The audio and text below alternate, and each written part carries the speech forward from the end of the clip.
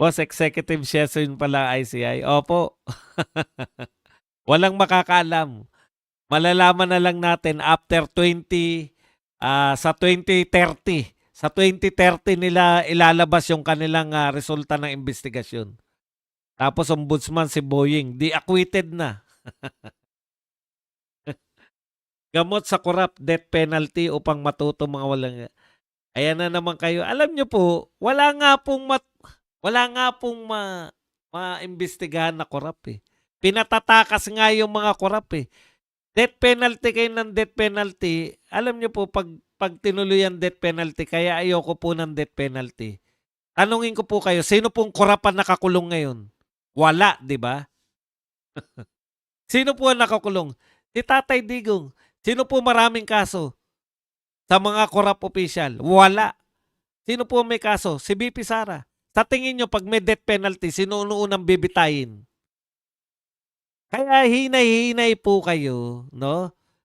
Hinay-hinay po kayo dito po sa mga death penalty. Tignan nyo muna kung may nakukulong ba na magnanakaw na kapanalig nila. Wala nga eh. Saan ba sa tingin nyo? Sa tingin nyo ba, may death penalty na? Yung mga hindi makukulong, ide-death penalty. Sino po yung mga nakakulong? Yun po ang bibitayin. Kayo naman, oh.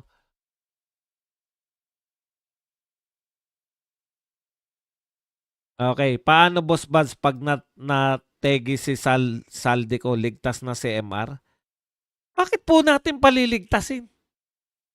Meron na nga testigo si Gutesa.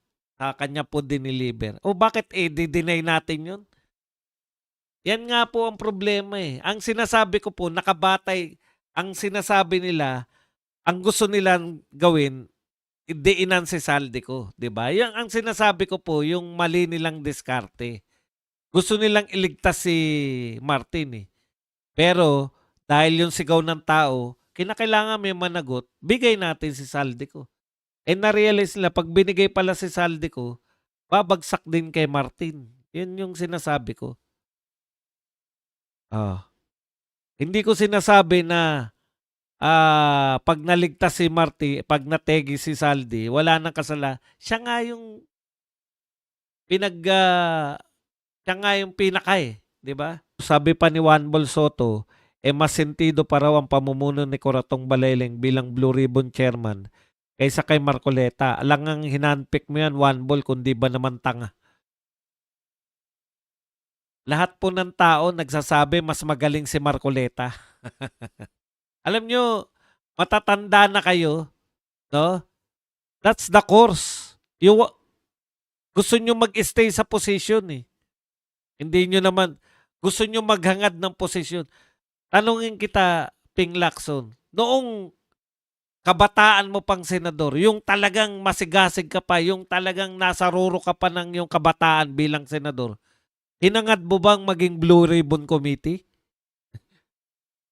Imaginein mo kung kasi ang Blue Ribbon talaga dahil nga po ito ay ang iniimbestigahan po ninyo mga katiwalian ng mga tao sa gobyerno, dapat talaga maalam sa batas. Given na po yan eh. Kaso nga, pinagpilitan nyo yung sarili nyo. Na-expose tuloy kayo. Sabi pa ni Boss Bats, gagamitin lang yung death penalty sa advantage nila, papapatay lang yung mga kalaban sa politika. Mas okay pa na kapag napatunayan na nagnakaw sa bayan, kunin lahat ng ari-arian. Hindi po ako against sa death penalty. Baka sabihin nyo na ayaw ko sa death penalty. Kaya lang,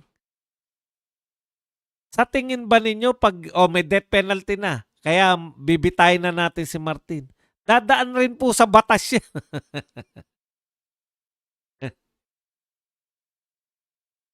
Okay, Boss Bas, gagamitin lang yan. Bakit nag-hand 5 si Saldico sa isang photo op sa Lisbon sa Portugal? Akala ko ba may sakit yung hayop na yan, Doc Buds? Malakas pa siya sa kalabaw eh. Correct. Yan lang po ang tanging nagpagamot sa US na nakita sa Spain, nakita sa Portugal. Walang yagbol si Pampi, hindi siya nag-name-name sa mga expose niya.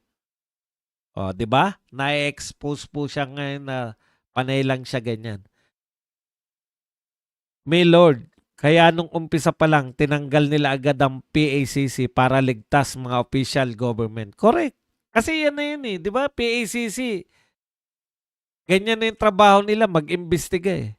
Boss Bas, balita ko si Bam ang papalit kay Lacson, kaya siguro pinatawag nyo si Mayor Magalong nung chain block. Si Kiko ang nabalitaan ko na ipapalit. Pero wala pong katotohanan. Nakita nyo ba si Bam tsaka si Kiko pag sila nagtatanong? Walang katotohanan, di ba? Pampahaba lang ng oras, walang tinutumbok. Sir Baz, kailan magpapalit ng Senate President? Aba, kung ako lang, gusto ko na eh. Kaya lang, hindi tayo senador. Roro, tulay sa Cagayan, Doc Buds, bumagsak. Baka isisi na naman ni Bangagyan kay PRRD na buwang na. Ako po, ang una kong tinignan, kailan itinatag ito. 'Di ba? Kasi tinitiyak yan na kung yan ay ginawa sa panahon ni PRRD, puta, yari na naman si PRRD niyan. O, ngayon natin natuklasan, 1974, panahon ng tatay niya. Ibig sabihin, may maintenance po yan. May budget po yan sa maintenance. Oo, ayan ang dapat. Bakit nakakadalawa ng tulay si BBM na nagbabagsakan? Yung napakatagal ng naging, anong tawag dyan? Naging isa pang tourist attraction yung San Juanico Bridge. Bakit sa panahon niya rin hindi magamit? Nagpunta si Saldi ko sa Portugal kasi Portugis siya. Portugis ka palang putragis ka eh. This government is so frustrating. How I wish Tuta Bopol Soto be replaced. Maria Lisa Bascon Marino, playbook ni Lacson ng kung paano lumusot sa kuratong baliling. Walang utak yan si Kiko at si Bam, puro hangin. O, pwede yun. Magpakape po kayo, mag-likes. Wala talaga, ayaw nyo mag-likes. 300, 827 lang nanonood sa atin tuloy. Yan likes po, makakatulong yan para dumami po tagapanood natin. Sabagay, late na rin ako nagsimula. Pasensya na kayo, bukas agahan natin. Promise. Yung nagtatanong kanina, yung sa PS Philippine Stocks, ano po ang ginagamit ko ron? BDO Nomura. Ngayon, BDO Securities na. Sa BDO po. Wala po ngayon. Bagsak po mga stocks ngayon. Ako, mahirap po mag-stock market ngayon. Kanina, natokso lang ako eh. Natalo ko ngayon ng grabe. Hindi ako makapaniwala. Akala ko ang galing-galing ko na sa stocks magsuri eh. Pucha, durog ako. Ang laki na natalo ko ngayong araw. Promise. Kaya, ayun, nakarecover ng konti.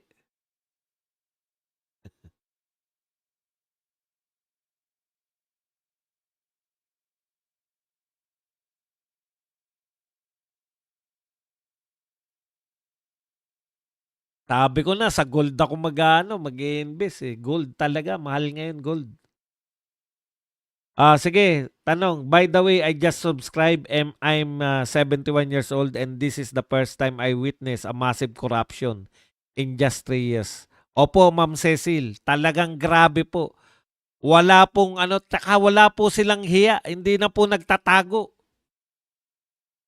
Wala pong kahiyan yung mga magnanakaw ngayon. Maria Lisa Bascon, Marino. Wala nga siya nagawa sa illegal na paglalako ng semento ng anak niyang si Pampi. Yan. Edmundo Narido, grabe naman kayo sir. Walang utak talaga si Bam at si Kiko.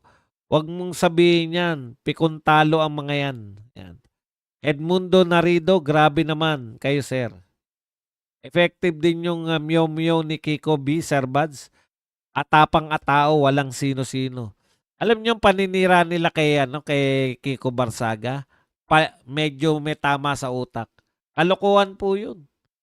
Kung yan po may tama sa utak, eh okay na kami sumunod sa may tama sa utak kaysa naman sino matitinong tao, kayo?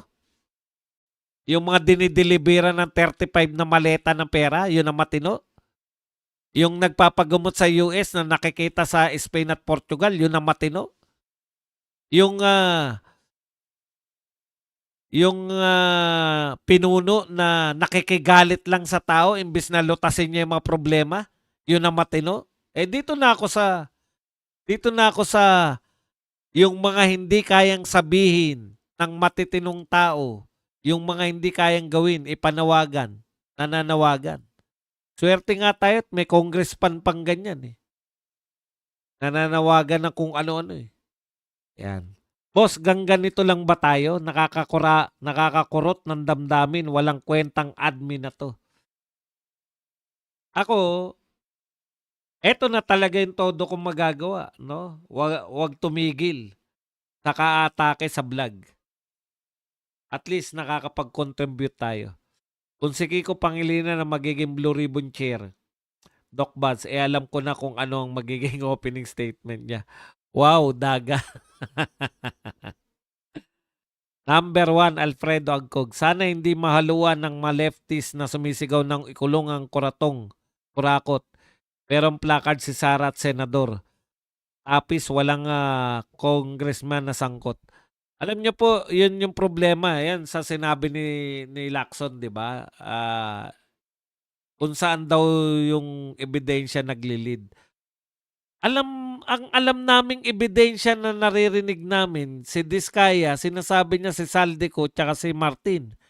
Si Gutesa, si Diskaya, si Martin Romualdez tsaka si Saldico. Oh. Yung mga engineer, Saldico. Oh, papunta lahat kay Saldico. Bakit yung investigasyon nyo hindi papunta kay Saldico at kay Martin Romualdez? Yun yung problema eh. More pindots like likes. Na-expose ang galawan ng Makabayan Black.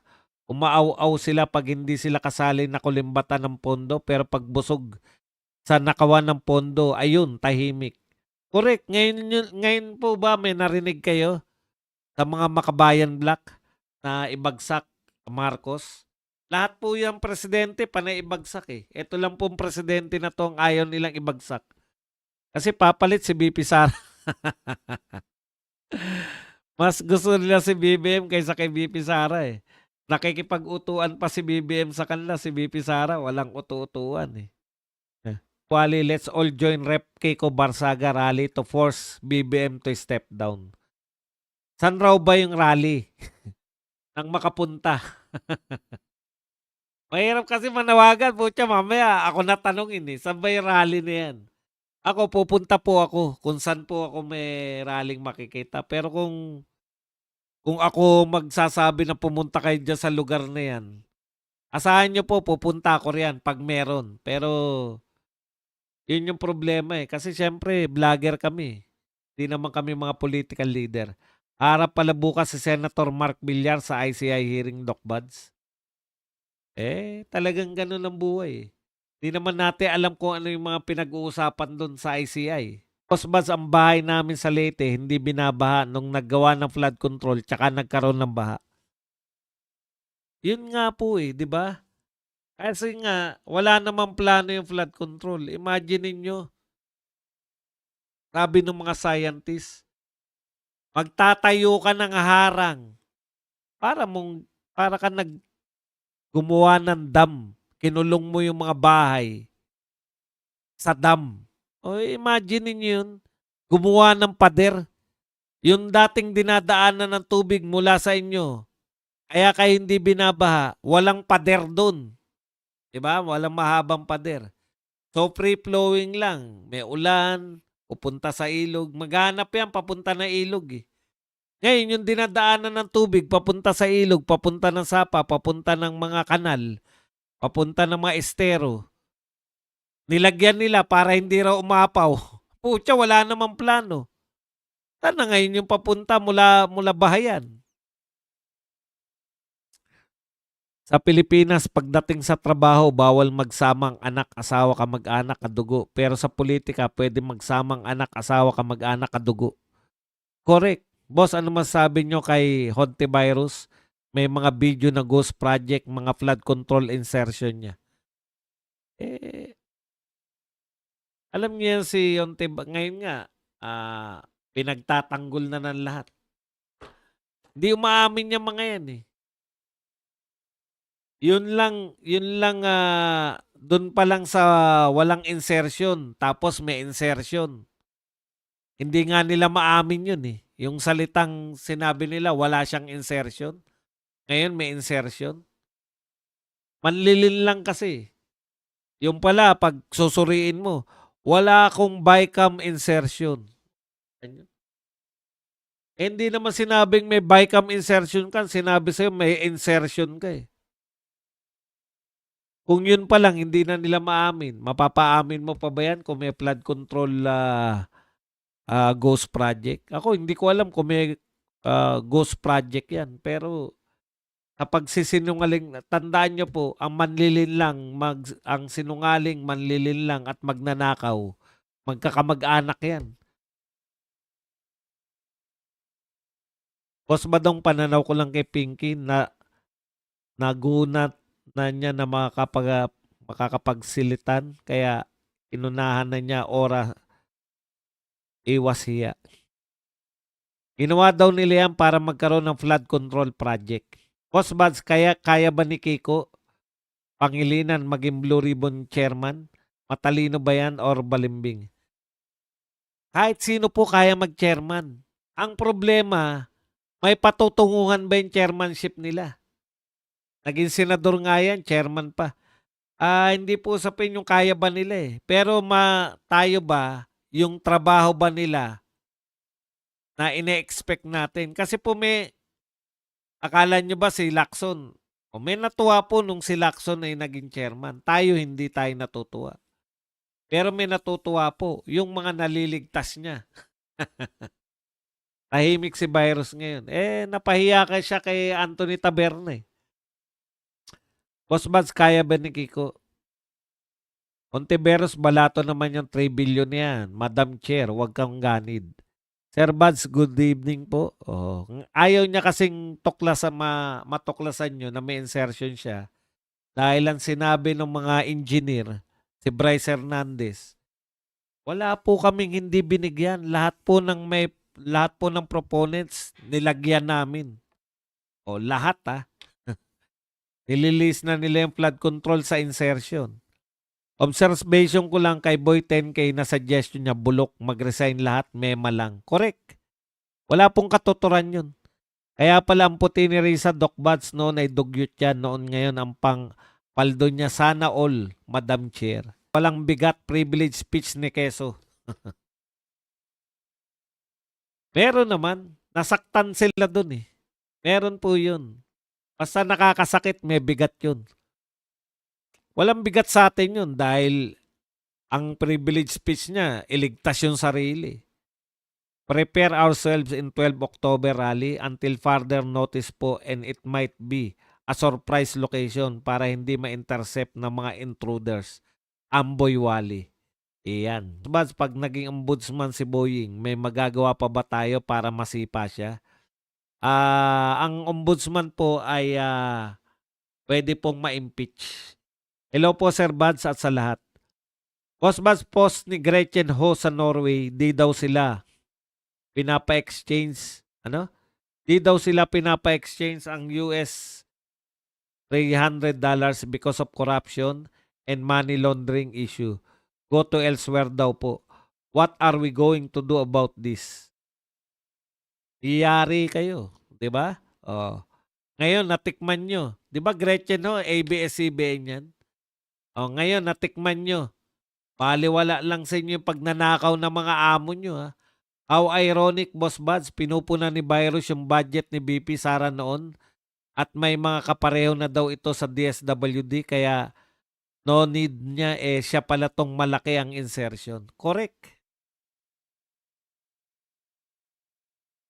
Lahat ng 'yan ay may katapusan. Oh, una-una lang 'yan, puwedeng mauna tayo bago matapos 'tong, kalokohan na 'to o puwede nating, maranasan na matapos na 'tong paghihirap natin under this administration.